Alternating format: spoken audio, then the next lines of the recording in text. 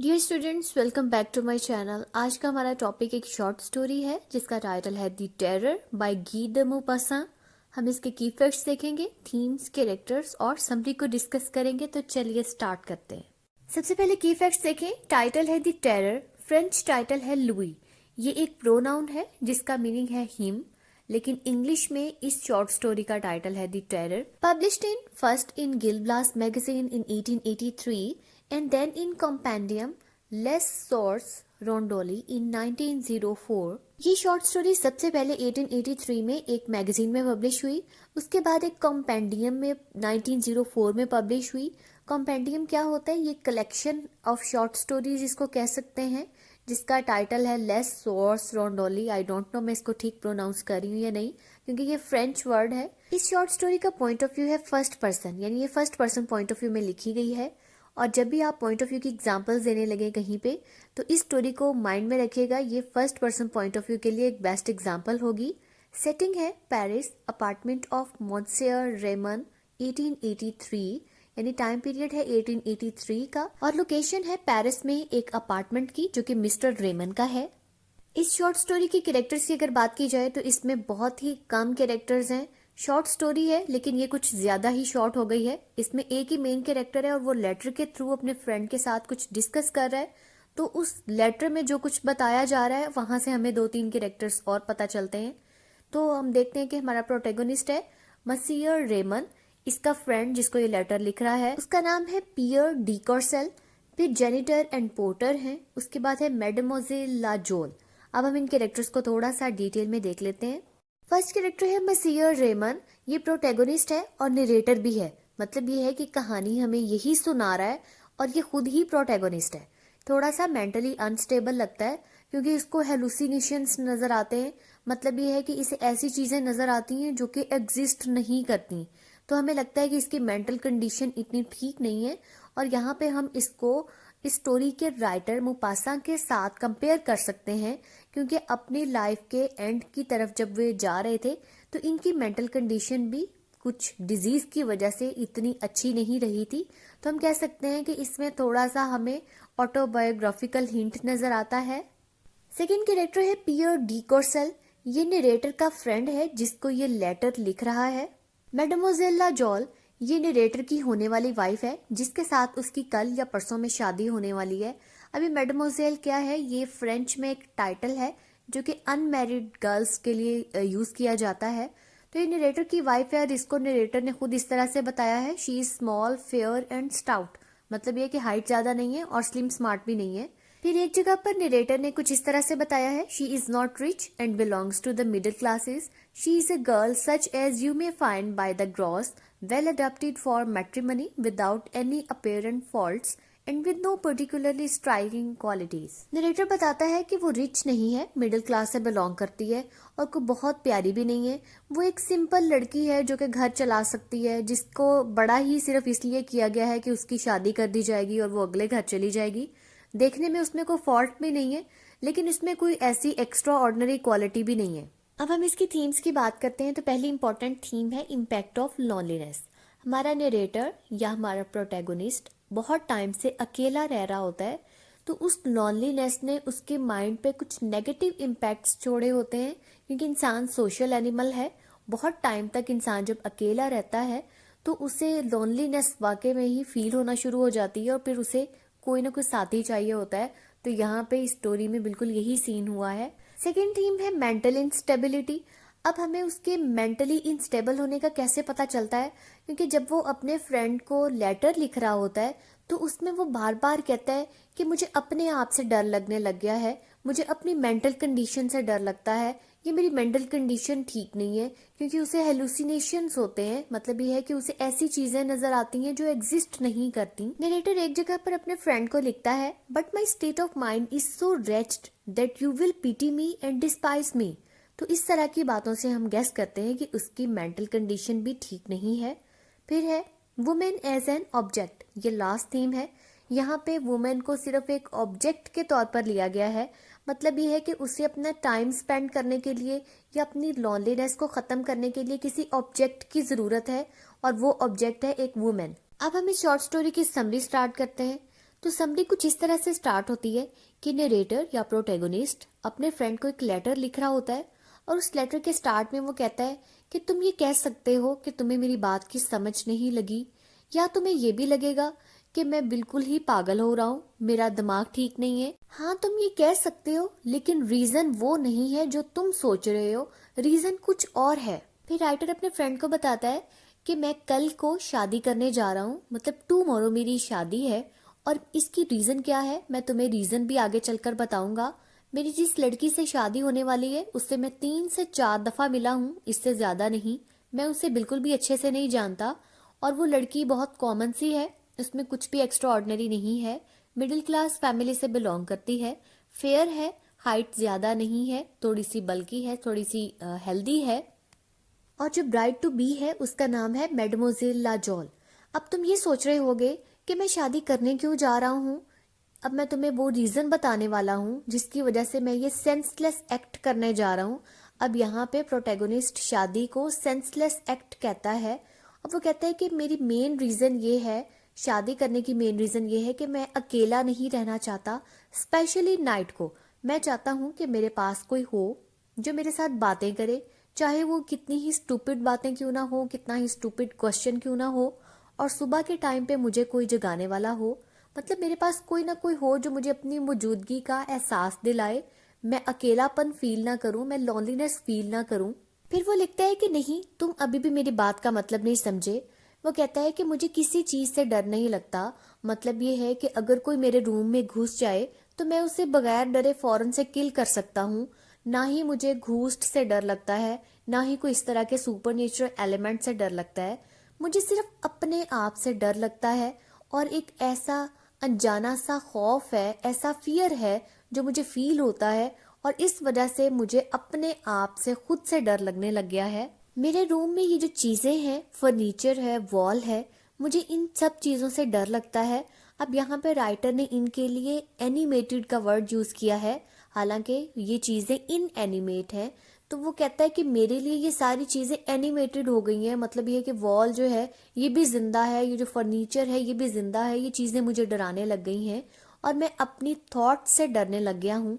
जब मैं बात करता हूँ तो मुझे अपनी आवाज से डर लगता है, जब मैं चलता हूँ तो मुझे आसपास की हर चीज से डर लगता है। मुझे ऐसा लगता है कि कर्टन के पीछे कोई चीज है, डोर के पीछे कोई चीज है, या मैं चल रहा हूँ तो मेरे पीछे कोई चीज है, या फिर कबर्ड के अंदर कोई ना कोई चीज है। पहले मैं बिल्कुल भी नहीं डरता था। मैं रात को जिस टाइम मेरा दिल चाहता था मैं घर में आता था, मैं अपने अपार्टमेंट में ऊपर नीचे आसानी से चला जाता था, मुझे कभी भी डर नहीं लगा था। मैं अपना डोर लॉक किए बगैर भी अंदर आ जाता था, या आधी रात को उठकर बाहर चला जाता था, दिल खोल के हंसता था, खुश रहता था।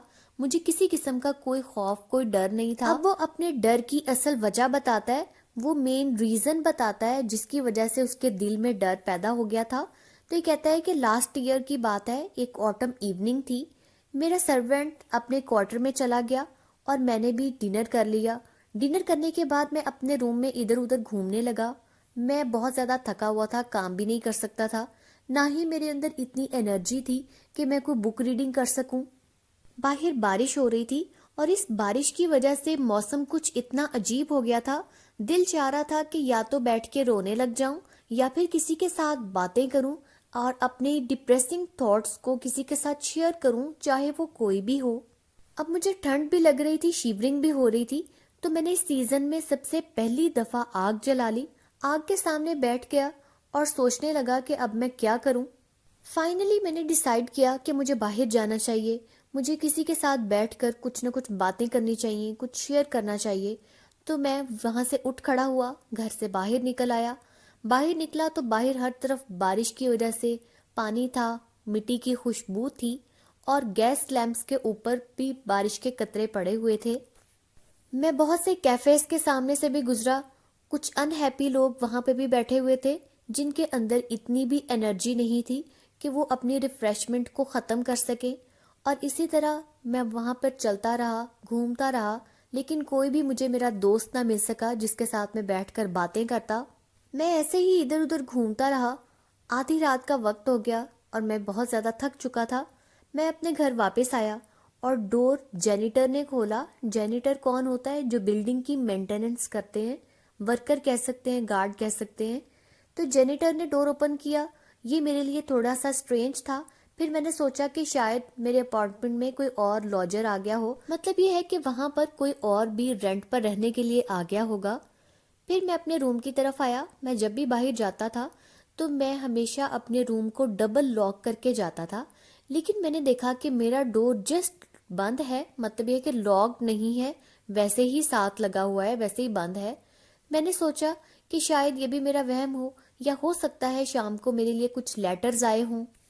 अब मैं रूम में एंटर हुआ और कैंडल जलाने लगा, लेकिन इस टाइम मैंने नोट किया कि मेरे रूम में आग अभी भी जल रही है। वो आग जो मैंने काफी देर पहले जलाई थी वो अभी तक जल रही थी, और मेरी चेयर पर भी कोई बैठा हुआ था, और मेरी चेयर पर जो बैठा हुआ था वो आग के सामने बैठकर अपने पाँव सेक रहा था। उसकी मेरी तरफ बैक थी, मतलब मैं उसे सिर्फ बैक से देख पा रहा था। फिर वो कहता है कि अभी तक मुझे कोई भी डर नहीं लग रहा था। मैंने ये सोचा कि मेरा कोई दोस्त होगा, या हो सकता है पोर्टर हो, जिसको मैंने जाते हुए बताया था कि मैं बाहर जा रहा हूँ, और उसके पास एक डुप्लीकेट चाबी भी है। हो सकता है वो ही आके बैठ गया हो। मुझे वो सिर्फ बैक से दिखाई दे रहा था, और उसका सर लेफ्ट साइड पर आर्म चेयर के ऊपर रखा हुआ था, तो उससे मुझे आइडिया हुआ कि वो मेरा वेट करते करते सो गया है। ये कौन हो सकता है? मैं ये सोचते सोचते आगे बढ़ा, और मैंने सोचा कि मैं अब इसे जगा दूं, और उसे जगाने के लिए मैंने अपनी पॉकेट से अपना हाथ निकाला और उसके शोल्डर पर रखने लगा। लेकिन उसी लम्हे मैंने देखा कि वो सीट खाली हो गई थी, वहां पर कोई भी नहीं बैठा हुआ था। मैं बहुत ज्यादा डर गया था, लेकिन मैंने जल्द ही अपने डर को कंट्रोल कर लिया, क्योंकि मैं एक स्ट्रांग आदमी था। मैंने सोचा कि ये कोई हेलुसिनेशन ही हो सकता है। फिर मैंने कैंडल जलाई। मैं उस आग के पास गया जो मैंने जलाई हुई थी पहले। तो आग के पास जाके मैं नोटिस करने लगा कि मुझे वहां पर कोई चीज नजर आए। अब जैसे ही मैं आग के करीब झुका, उसी लम्हे मुझे फील हुआ कि मैं शिवर कर रहा हूँ, मतलब मैं कांप रहा हूँ। और उस टाइम मुझे ये भी फील हुआ कि जैसे मेरे कंधे पे, मेरे शोल्डर पे किसी ने हाथ रखा है, और मैं फौरन से उछल पड़ा। मैंने अपने इर्द गिर्द मुड़कर देखा, मेरे रूम में कोई भी नहीं था। मैंने जल्दी से अपने डोर को डबल लॉक किया, और फिर अपने रूम को गौर से देखा, बार बार देखा, लेकिन मेरा रूम बिल्कुल खाली था, कोई भी नहीं था। फिर मैंने उस चेयर को अपने बेड के पीछे छुपाया और सोने की कोशिश करने लगा, लेकिन सोते हुए भी ख्वाब में बार बार मुझे वही सीन दिखाई देता रहा। 2 बार वो सब कुछ मुझे दिखाई दिया, लेकिन फिर मैं सो गया और दोपहर तक सोता रहा। जब मैं सो के उठा तो मुझे लगा कि मुझे बुखार था, शायद जिस वजह से मैंने कोई नाइटमेयर देखा था। अब सब कुछ गुजर चुका था, मैं बहुत खुश था। मैं फिर सारा दिन मैंने इंजॉय किया। शाम को भी मैंने बहुत मजा किया। मैंने डिनर किया, फिर उसके बाद मैं थिएटर चला गया। वहां से वापसी के बाद जब मैं घर के करीब पहुंचने लगा तो मुझे वो सब कुछ दोबारा से याद आया। मैं उस फिगर से नहीं डरा था, मुझे किसी भी चीज से डर नहीं लगा था, बस मैं अनईजी फील कर रहा था। मैं इस चीज से डर रहा था कि वो जो मेरे साथ धोखा हुआ, कि मैं उसे हाथ लगाने लगा और वहां पे कुछ था ही नहीं, मैं उस धोखे से डर रहा था। इसी डर की वजह से मैं 1 घंटा तक बाहर घूमता रहा, और फिर जब मैं बहुत ज्यादा थक गया और मुझे अपना आप बहुत ज्यादा फुलिश लगा, मैं फिर वापस घर के लिए चल पड़ा। जब मैं घर आया, बड़ी मुश्किल से मैंने अपने घर का, अपार्टमेंट का डोर ओपन किया। इतनी देर स्टेयर्स पर चढ़ने में लगाई, फिर 10 मिनट्स तक मैं अपने रूम के डोर के बाहर खड़ा रहा। मैंने कैंडल ऑन की, और फिर उसके बाद चाबी को लॉक के अंदर डाला, चाबी घुमाई और जोर से अपने डोर को टांग मार के अपना डोर ओपन किया, और डरते डरते अंदर एक नजर डाली। और जब मैंने देखा तो अंदर कुछ भी नहीं था, और फिर फाइनली मैंने एक सुकून का सांस लिया। वो फिगर दोबारा तो मुझे नजर नहीं आया, लेकिन मैं फिर बहुत ज्यादा डर गया। बार बार मैं अपने पीछे पलट कर देखता कि कहीं मेरे पीछे तो कोई चीज नहीं है, या रूम के कॉर्नर से तो कोई चीज निकल के नहीं आ रही। फिर मैं सो गया उस रात, लेकिन वो नींद मेरी बहुत बुरी नींद थी, क्योंकि सारी रात मुझे इमेजिनरी नॉइजेस सुनाई देती रहीं। और उसके बाद से कभी मुझे लगता है कि वो फिगर मेरे पास है, मेरे सामने है, मेरी बैक पे है, लेकिन कभी मुझे वो दिखाई नहीं दिया। फिर वो कहता है कि वो मेरी इमेजिनेशन में रहता है, वो मेरे माइंड में रहता है, वो इनविजिबल है। मुझे पता है वो मुझे दोबारा कभी भी दिखाई नहीं देगा, वो दोबारा कभी मेरे सामने नहीं आएगा, लेकिन वो मेरे रूम में ही है, मेरे रूम में ही होता है। कभी वो कबर्ड में हो सकता है, या फिर मैं कैंडल जलाकर बेड के नीचे देखूं तो हो सकता है वो बेड के नीचे हो, या फिर वो मेरी चेयर पर बैठा हो। तो इस तरह से मुझे लगता है कि वो हर टाइम मेरे रूम में होता है। तो मैं रात को अब अकेला नहीं रह सकता। रात के टाइम मैं चाहता हूँ कि मेरे पास कोई ना कोई हो। जब मैं शादी कर लूंगा, हम 2 लोग हो जाएंगे, तो फिर वो वहां पे नहीं होगा, क्योंकि वो कैसे आ सकता है जब हम ऑलरेडी 2 लोग होंगे। और अब तो सिर्फ उसके आने की यही वजह है कि मैं अकेला हूँ, सिर्फ और सिर्फ मैं एक हूँ, इस वजह से ही वो आता है। और यहाँ पे हमारी शॉर्ट स्टोरी एंड हो जाती है। व्यूअर्स, ये थी कंप्लीट शॉर्ट स्टोरी की समरी। आई होप आपको बहुत अच्छे से समझ आ गई होगी। मेरे चैनल को सब्सक्राइब करना आपने बिल्कुल नहीं भूलना। मेरी वीडियो को आपने लाइक और शेयर भी ज़रूर करना है। Thank you for watching.